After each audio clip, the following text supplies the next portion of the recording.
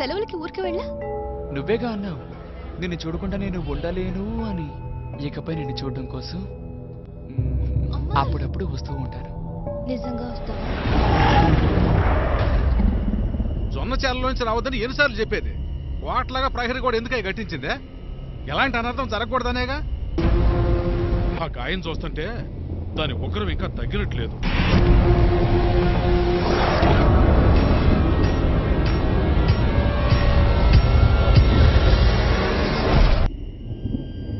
నేను వెంటనే అమ్మాయిని చూడాలి.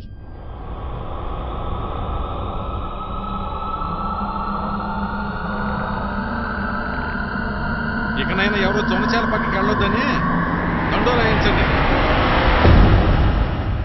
20 సంవత్సరాలుగా ఈ ల్యాబ్ మూసింది. ఆ అంబులెన్స్ జాబిల్లి కాదు, క్రూర మృగం రా. మనిషికి మృగానికి జరిగే పోరులోకి దేవుణ్ణి ఎందుకు తీసుకొస్తారు?